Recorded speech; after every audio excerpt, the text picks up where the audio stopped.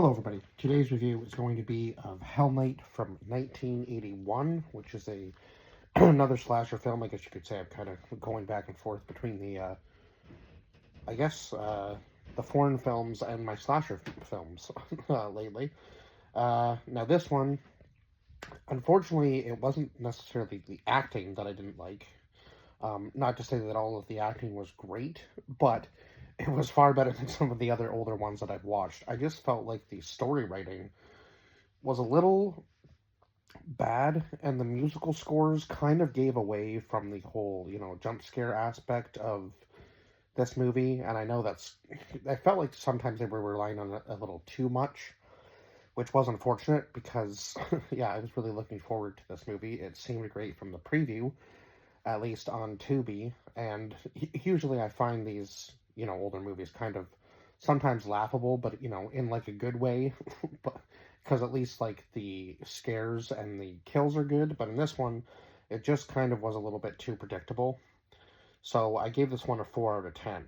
Now I will go over the cast list. It was kind of a small cast list, for sure. So Linda Blair, who played Marty, Vincent Van Patten, who played Seth, Peter Barton, who played Jeff, Kevin Brophy, who played Peter, Jenny Newman, who played May, Suki Goodwin, who played Denise, and Jimmy Stuyvesant, who played Scott. So I guess this is supposed to be set on Halloween night. I don't really think they ever tell you that, but I guess they call it Hell Night, so it's like this fraternity that's kind of bringing in these new members, so I guess pledges, essentially, and they are supposed to spend this one night at this, at the Garth House residence.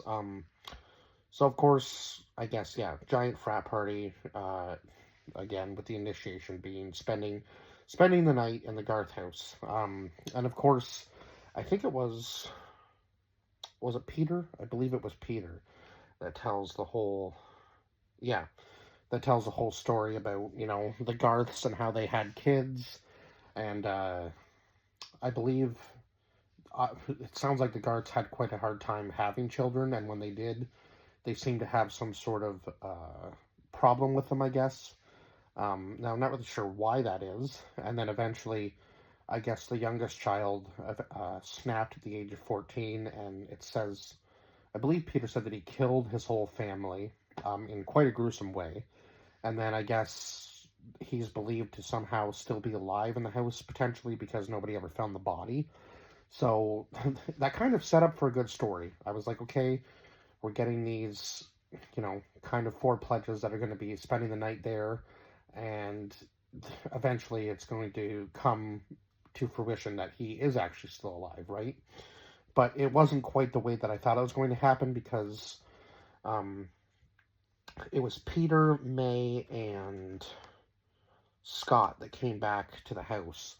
And of course, they had like the whole house rigged set up to try to scare the pledges overnight. Now, eventually, all the pledges find all of all of the devices inside the house, and take care of that problem pretty easily.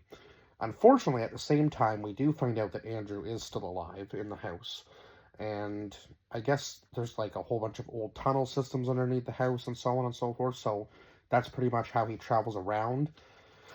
So unfortunately for this movie, it kind of felt a little bit like a knockoff of Friday the 13th, just instead of this being like a camp like a campground, it was in like a giant mansion instead.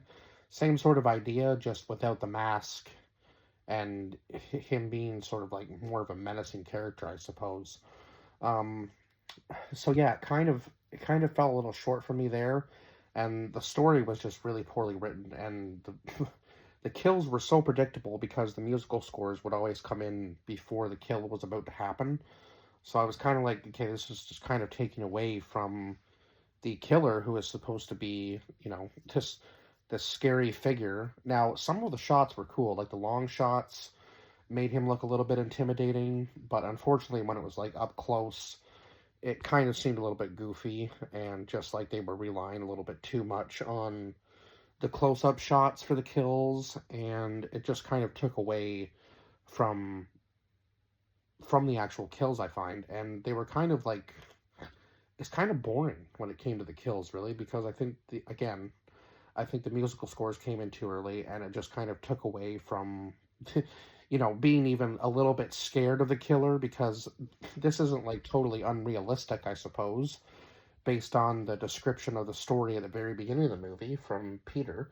So, I mean, it's not, yeah, it's hard to kind of get attached to these characters, I guess, in a sense anyway, because there's no real, like, build up to them. So it's kind of, I guess we kind of, it feels like we kind of get more of a connection to, like, some of the other movies, because, um, I don't know how to describe it, but you almost can connect with at least one character in a movie, right? Now, in this movie, I kind of felt like we got a little bit of a backstory for some of the characters, like kind of like into their past lives, but it just what didn't feel like enough um, of a build up. This movie almost could have maybe had a little bit longer of a runtime, and maybe like a flashback into Andrew's past, and like how he became who he was today, and like the fact that he somehow was able to survive, because I guess he tried to take his own life from what Peter told in the story. So um, it is interesting to see that, yeah, I guess that he somehow survived that attempt, and was able to one, survive all those years without anybody actually finding him alive. That seems kind of crazy. Yeah. So again, the family was killed by one of their own, Andrew. And yeah, I guess he's believed to be living in the house. So then again, some of the members of Alpha Sigma Rho, was the fraternity, I guess, returned to the house to scare the pledges. Now Seth is able to escape eventually, and unfortunately, even when he pleads with the cops are kind of like, we've had so many people here over the night that, get out, sort of thing. Like, they just think all the kids are drunk and trying to make up some sort of stories. Now, unfortunately, that wasn't the case with Seth, so he ends up taking one of the cops' guns, I believe. Now, again, this is a total, like, flaw in the plot, because cops would not just have the room unlocked, for one, and two, they would not just have all the guns just sitting on the table. Like, they would have them locked up. That would be protocol in a police station, I do believe. So it's kind of crazy that they just had all these guns laying out. So I don't know whether they were preparing for something else or what was going on. But now Marty is able to kill Andrew in the end of the movie, and she is able to survive the night. Now, unfortunately, by that point, it doesn't really matter, because the president of the fraternity is dead at this point, and so are May and Scott too. So, as well as Jeff and I think Jeff and Seth both die as well as Peter. So Marty is actually the only one that ends up actually making it out, because I believe Denise dies as well, if I'm not mistaken. And just the way that they had that whole setup at the very end with her being able to start the car. Now, I know she said she did work with her father in a mechanical shop, so she knows her way around a vehicle, obviously. But yeah, it was kind of crazy to me that she was able to start the car, and then somehow when she's turning around ends up hitting the gate. And then I was like, okay, well, this is going to be predictable. He's going to be on top of the car, and then she's able to impale him on the fence by driving back underneath it. And I thought for sure there was going to be at least one more cheesy jump scare at the end where somehow he wasn't quite dead yet, but I guess she did kill him in the end, and then the credits kind of roll, and I was like, what a weird ending to that movie. After all of the other stuff, it just seemed like they could have done so much more with the killer. I found they kind of made him seem a little weak and a little goofy.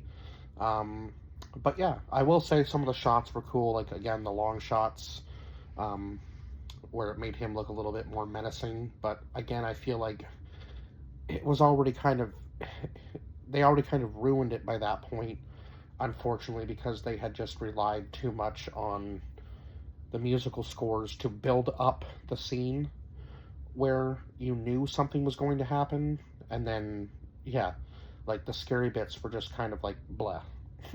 I don't really know how else to describe it other than that. Like, it just too too much build up for something that was meant to scare you, and by the time it came, you already knew like it was going to be there, right?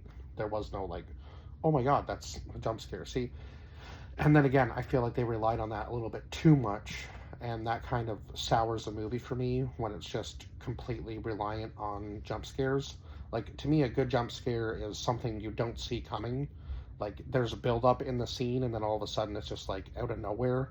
Like Insidious, that would be like a good one where it's just like in broad daylight and the demon's just like behind him all of a sudden. If that was not expected, so that one got me. And same with like some of the stuff in Sinister. Like, I know those. Now, I wouldn't say paranormal movies are like my favorite. I would definitely say like slashers and thrillers are more up my alley. But yeah, I do enjoy a good jump scare. So unfortunately, this movie just did not have them, and I felt it was a little bit of a knockoff of the Friday the 13th series, which is unfortunate because, again, Friday the 13th, for the most part, really can't be touched. As far as slasher films go. So, yeah, I was kind of disappointed that I felt like they were just kind of trying to do like a cut and paste version of Jason. Just instead of, Camp Crystal Lake, it was a family home. It just felt kind of bland with that being the idea, or at least that's the way I look at it. Maybe that wasn't the plan at all, but that's kind of how it felt to me a little bit. And yeah, just the way they shot the kills seemed almost very like Friday the 13th like to me. So yeah, it was just kind of weird, and unfortunately just not the greatest movie ever. So yeah, again, 4 to 10 for this movie. And sorry, again, it wasn't due to the acting. I think it was just due to the writing and the way they set up a lot of the scenes, which was unfortunate because, yeah, I think these actors deserve the credit that they, as much credit as they can get for what they were working around, sort of thing. You know what I mean? So yeah, I guess that's all I can say for this movie, and I will see you guys in the next review. Bye bye for now.